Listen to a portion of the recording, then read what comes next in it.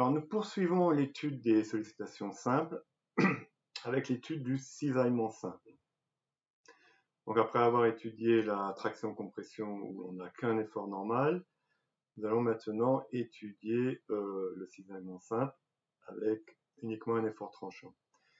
Et nous étudierons ensuite plus en détail le cisaillement en flexion simple, puisqu'en effet en flexion simple on a à la fois coexistence d'un effort tranchant et d'un moment fléchissant.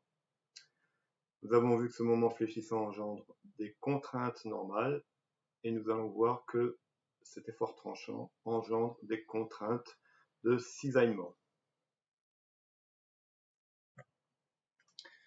Autre sollicitation simple, le cisaillement simple. Donc on aura un cisaillement simple lorsque l'on a deux efforts égaux et opposés, deux efforts F, égaux et opposés par rapport à la ligne moyenne. Donc dans ce cas-là, le torseur de cohésion se réduit uniquement à un effort tranchant. Donc une résultante avec un effort normal nul, uniquement un effort tranchant. Donc suivant Y, si la force est dans le plan de flexion XY, et un moment nul.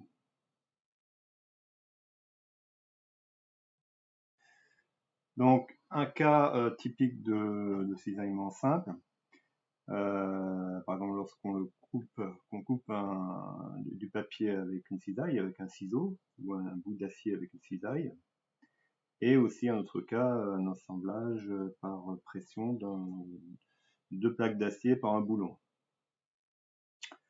À noter que dans la pratique, les efforts sont légèrement décalés l'un par rapport à l'autre si on veut pouvoir provoquer le cisaillement.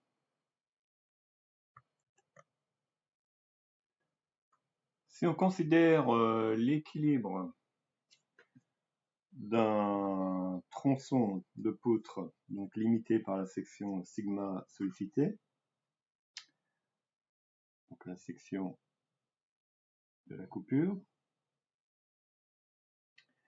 étudions les contraintes dans cette section. Alors notre poutre est soumise à notre effort F vertical dans le plan XY.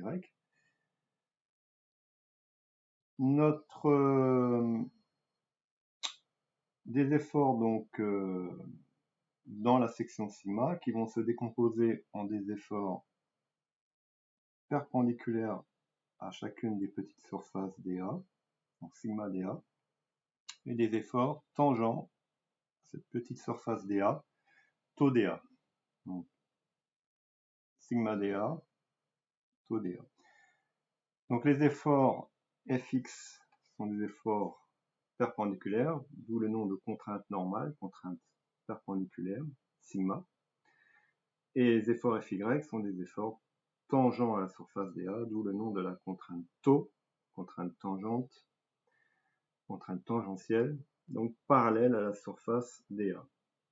Alors si j'effectue l'équilibre de ce tronçon, sur X, sur Y et l'équation du moment, alors sur X, donc j'ai la somme des efforts petit fx, c'est-à-dire sigma dA, qui est égal à 0. Sur Y, j'aurai donc moins l'effort F, plus la somme des efforts dans la section sigma, c'est-à-dire la somme des taux dA. Et enfin, le moment par rapport au point G va me donner donc F fois epsilon, moins la somme des sigma dA fois Y, donc l'effort fois le bras de levier Y, est égal à 0. Donc à noter que epsilon étant petit, on peut dire que ce produit sera nul. Et donc il nous reste sigma, somme de sigma dA Y est égale à 0. Donc sigma est égal à 0.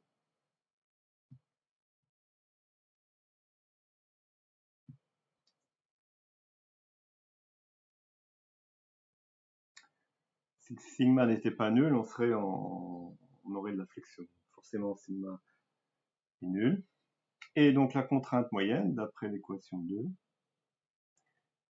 si j'estime que la contrainte est constante dans la section sigma égale à une contrainte que j'appelle taux moyen, cette contrainte est donc égale à F sur A.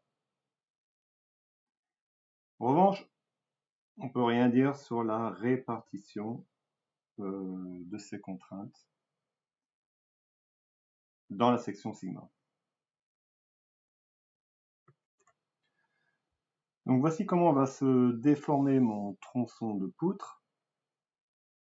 Si au départ j'ai un rectangle ici de largeur D, de largeur epsilon, epsilon étant la distance entre les deux forces F, cette distance n'est pas tout à fait nulle, comme on l'a dit tout à l'heure, et bien ce rectangle va se déformer sous forme d'un parallélogramme. On a donc une distorsion de ce rectangle, d'un angle gamma. Gamma donc s'appelle l'angle de plissement.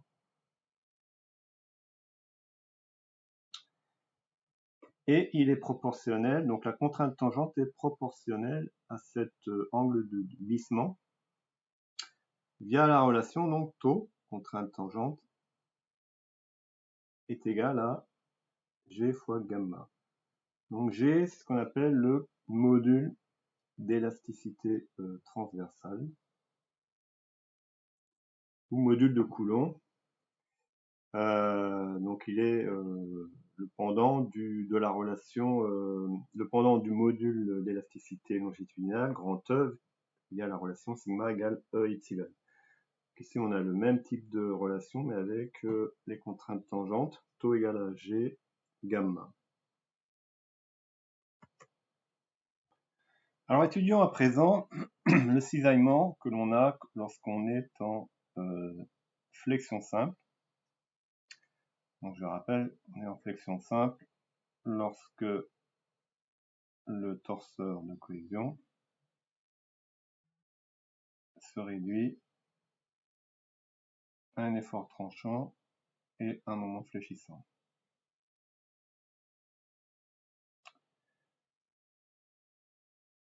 Donc faisons une petite expérience suivante. Considérons donc figure 1, une poutre constituée d'un empilage de lames minces, donc une poutre tronçonnée dans le sens longitudinal, et appliquons à cette poutre une force F. Donc la poutre va se déformer telle que sur la figure 2, avec un glissement, on va voir apparaître un glissement relatif des lames les unes par rapport aux autres. Maintenant, si je fais la même expérience avec ma poutre initiale, non tronçonnée, donc une poutre monolithique, la poutre monolithique, le glissement est empêché par des forces intérieures dues à la cohésion de la matière. Donc ces forces, ces efforts intérieurs de cohésion entraînent le développement de contraintes de cisaillement longitudinal orientées dans l'axe de la poutre. Donc on va mettre en évidence ces contraintes tangentes qui apparaissent donc dans les poutres monolithiques. Alors considérons une poutre soumise à de la flexion simple que j'ai dessinée ici en vraie grandeur, donc une poutre rectangulaire par exemple. Donc si je dessine l'abscisse X de cette poutre,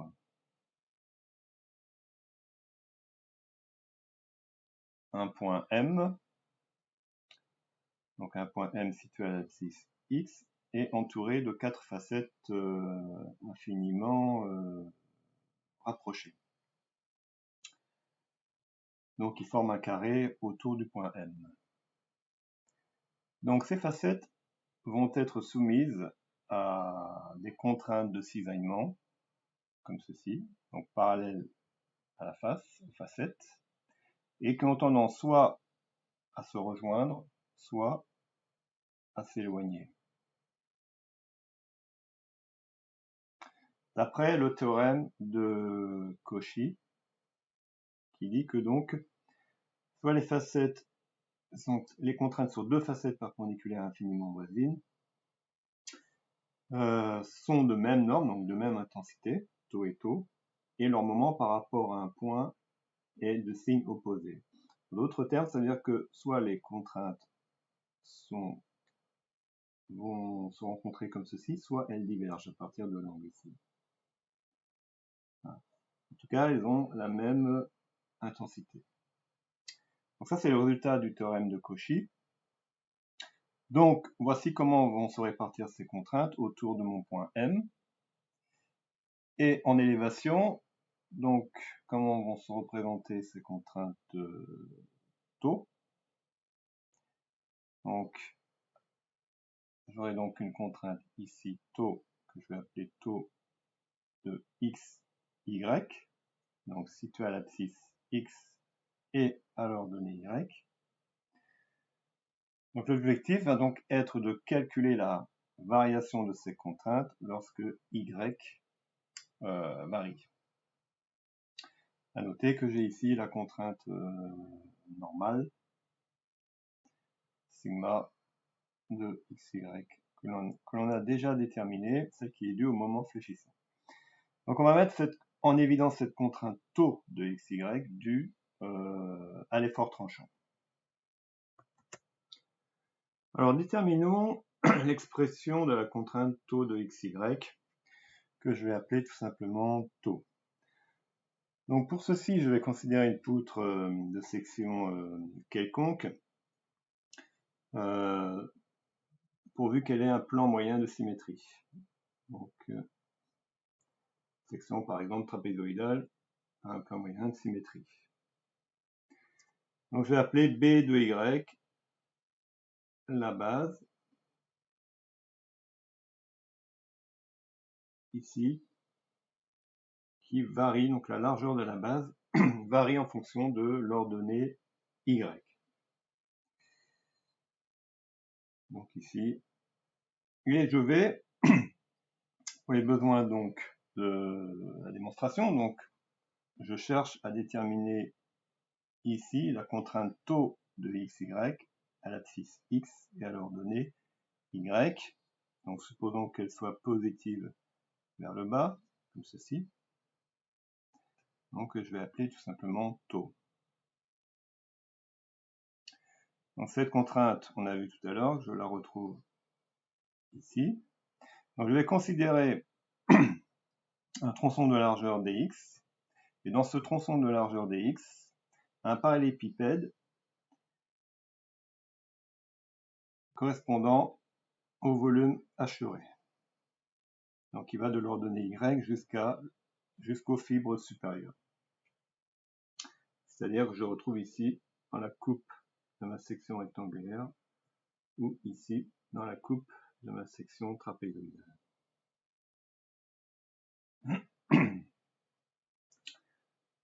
Voilà, donc les contraintes tangentielles, je la retrouve également sur cette face de l'autre côté. Bien. Alors, j'ai supposé que le moment était positif et l'effort tranchant négatif. Donc, si je redessine le tronçon de largeur dx,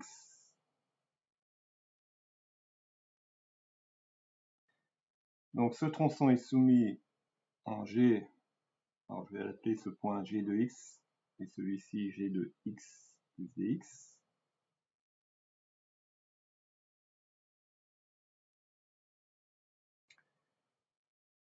Donc, en vertu de la définition du torseur de cohésion, la section de gauche en x est donc soumise à moins v moins m. On va le décaler un petit peu. Donc, moins v où je dessine vers le bas positivement, donc v de x. Moins m, je peux le dessiner dans le sens horaire positivement. Et la section de droite, elle, par définition du torseur de cohésion, est soumise à v et m. Donc v de x plus dx et m de x plus dx. En termes de contraintes, j'aurai donc des contraintes de compression dues à la flexion, dues au moment fléchissant. Donc je peux dessiner de cette manière-là. Et de l'autre côté, de cette manière-là. Avec des contraintes qui sont nulles si je suis en flexion simple, contraintes qui sont nulles au niveau de l'axe moyen. Donc en bleu, je vais les appeler sigma de x, y sur la section en x. Et pour la section sigma de x plus dx, j'aurai donc les contraintes sigma en x plus dx, y.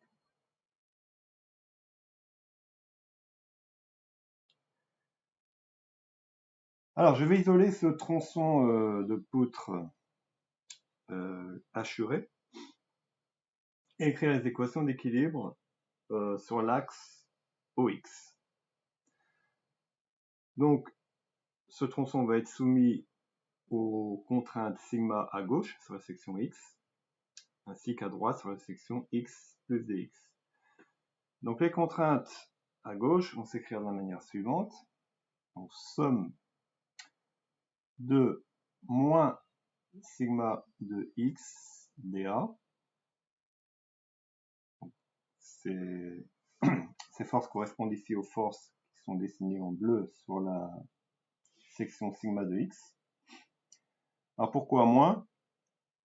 Parce que la contrainte sigma, on a dit que le moment était positif, comme sigma de xy est égal à moins m sur i fois y. Pour des y positifs, ce qui est le cas sur la figure, on a donc des contraintes qui sont négatives. En revanche, or elles sont dirigées vers la droite, c'est la raison pour laquelle on doit donc mettre un signe moins. Donc ça, ce sont les forces qui s'exercent donc sur la section, donc sur la hauteur si de la partie isolée, donc entre y et h sur 2. Donc plus les forces sur l'autre section, alors je peux appeler cette partie donc sigma de x, et donc l'autre partie sigma de x plus dx. Donc cette fois-ci j'aurai sigma de x plus dx dA, plus les forces de cisaillement, donc entre la partie isolée et le reste du tronçon, c'est-à-dire plus taux B de Y.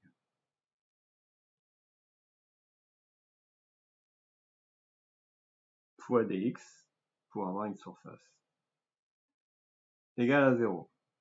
Bien.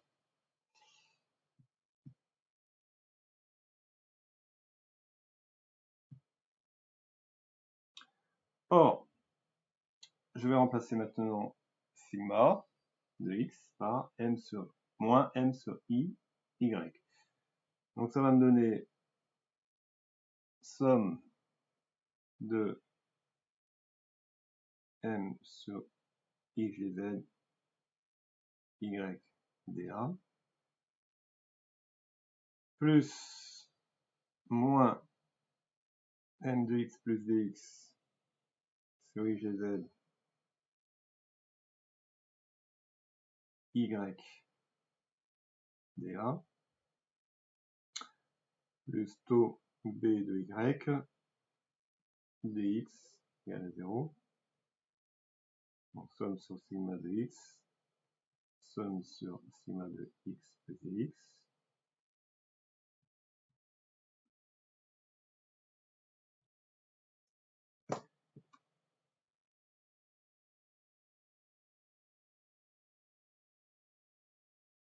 Or,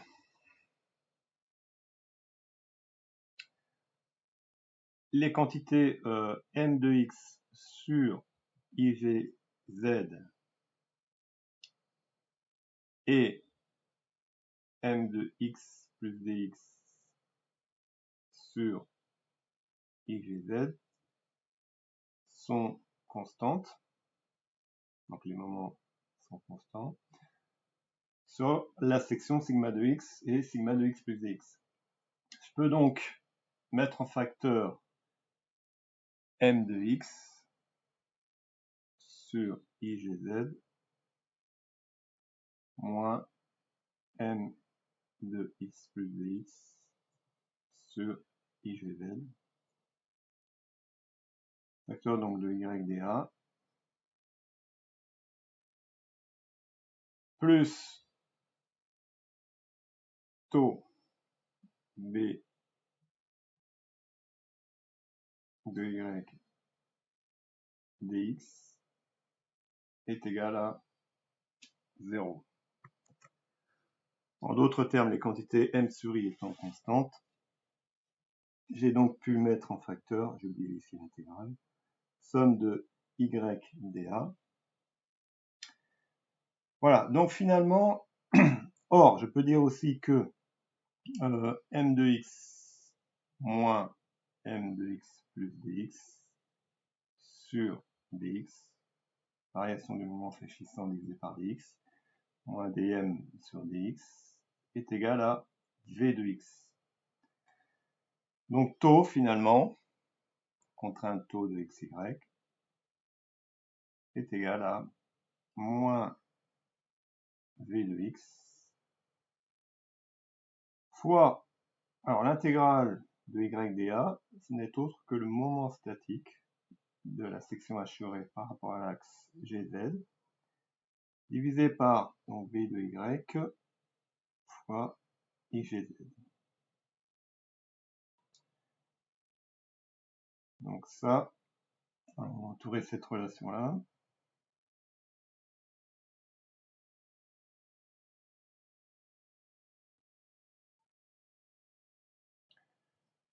Et donc dans cette relation, ce qui est nouveau, c'est le moment statique S par rapport à l'axe GZ. Donc moment statique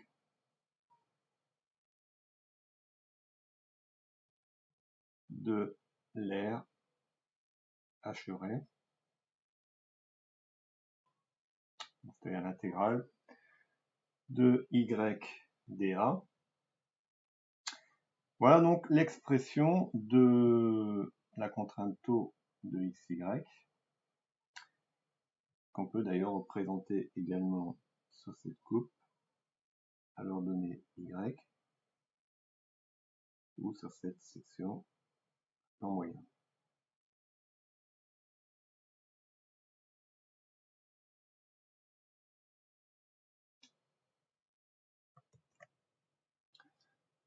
Alors, on se donne une section rectangulaire et on veut déterminer la répartition des contraintes taux à l'ordonnée y.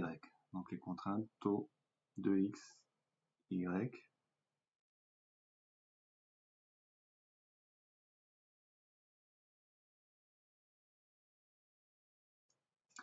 En appliquant la formule que l'on vient de démontrer, à savoir taux de xy est égal à moins v de x fois le moment statique de la section assurée par rapport à l'axe GZ divisé par IGZ fois B. Ici, B de Y est constant égal à B. Donc SGZ est le moment statique de la section assurée, ici, par rapport à l'axe GZ. Donc avec SGZ, calculons-le. Donc, je vous ramène au calcul des moments statiques. On peut dire que c'est également la section multipliée par YG. AYG. Et G étant l'ordonnée du centre de gravité ici de la section assurée. Qui vaut combien? Qui vaut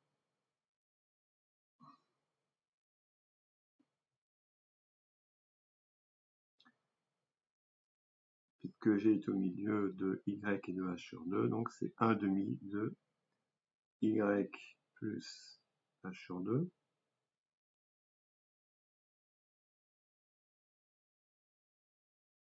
Et donc le moment statique est égal à l'air.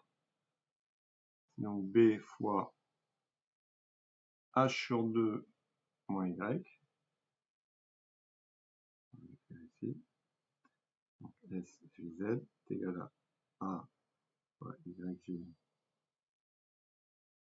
est égal à B, donc largeur fois hauteur. La hauteur c'est H sur 2 moins Y.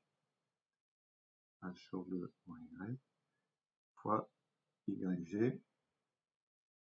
Donc H sur 2 plus Y fois 1,5.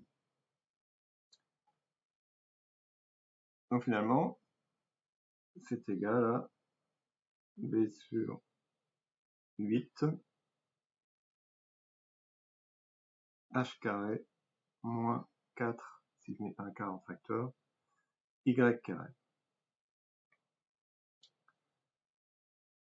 Donc, mon expression de taux devient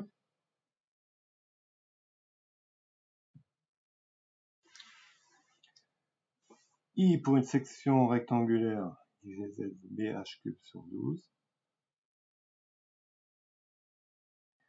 Donc IGZ fois B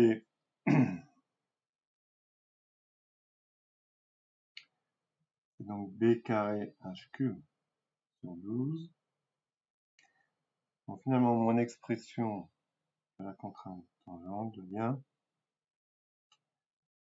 moins B de X divisé par. Donc je prends mon moment statique que je divise par B carré H cube sur 12.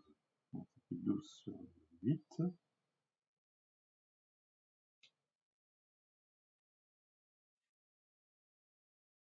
Là, je me retrouve avec 1 sur BH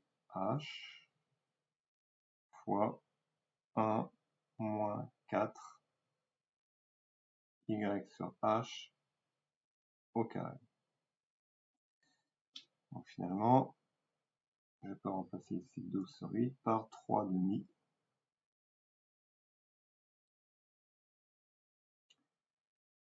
Donc je peux écrire que taux, contrainte de XY, taux de XY,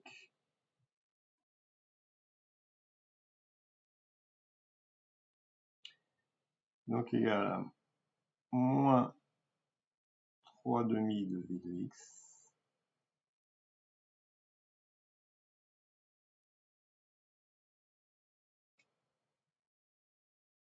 sur BH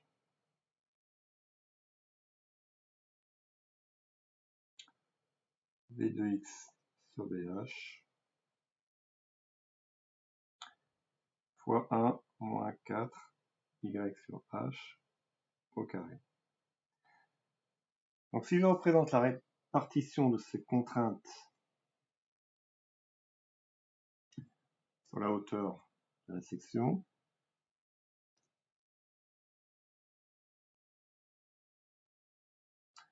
donc à l'abscisse X, je représente donc les contraintes comme je peux le faire pour les contraintes normales, sauf qu'ici il s'agit des contraintes tangentielles. Donc en ordonnée, en abscisse, je mets taux de XY, en ordonnée Y. Donc en fait, ça c'est l'équation d'une parabole.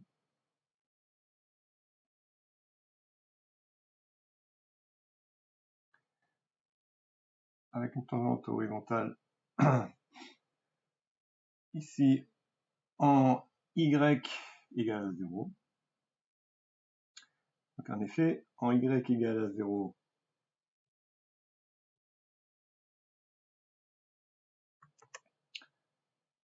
ce terme-là est égal à 1, et donc la contrainte taux est maximum. Et si Y est égal à plus ou moins H sur 2, ce terme devient nul, et la contrainte taux est nulle. Donc contrairement aux contraintes normales, où les contraintes sont maximum sur les fibres extrêmes, pour la contrainte tangentielle, c'est l'inverse. Les contraintes sont nulles sur les fibres extrêmes. et maximum quand y égale à 0. Et que vaut cette contrainte max? Taux max, souvent on l'exprime en valeur absolue. Donc c'est la contrainte, on va dire y égale à 0. C'est-à-dire finalement 3,5 de V sur A.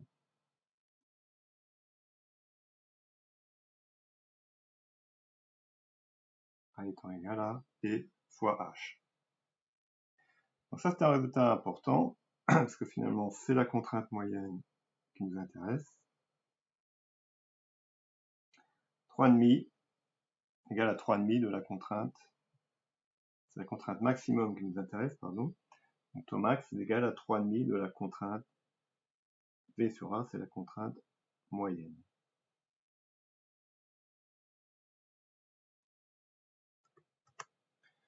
Alors si au lieu d'avoir une section rectangulaire, on a une section en I, par exemple, donc dans ce cas-là, la répartition des contraintes tangentielles est toujours parabolique, mais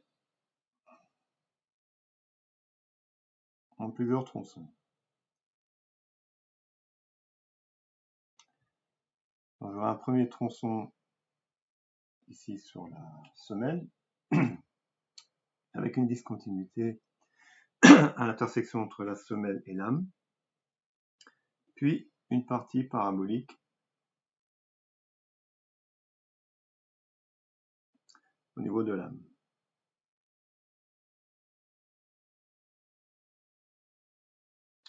Voilà. Avec donc toujours des contraintes, une contrainte maximum en Y égale à 0. Que vaut cette contrainte maximum?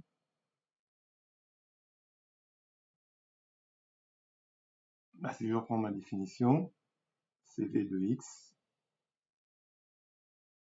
fois le moment statique de la section à l'endroit où on calcule la contrainte par rapport à l'axe JZ. Donc c'est le moment statique de la demi-section située au-dessus de la fibre où je calcule la contrainte, donc de cette demi-section-là. Alors, on peut trouver dans les catalogues, donc facilement, c'est dans les catalogues des profilés, le moment statique de cette demi-section, ici.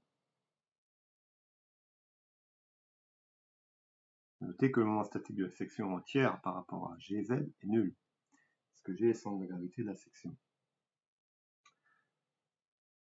Divisé par JZ, le moment quadratique de la section, fois la largeur fois B de Y, mais B de Y, à l'endroit où on calcule la contrainte max, ce n'est autre que la largeur de l'âme. Je vais appeler petit a. Voilà, donc dans le cas d'une... Ici, la valeur de taux max, en cas d'une section, en cas d'un profilé.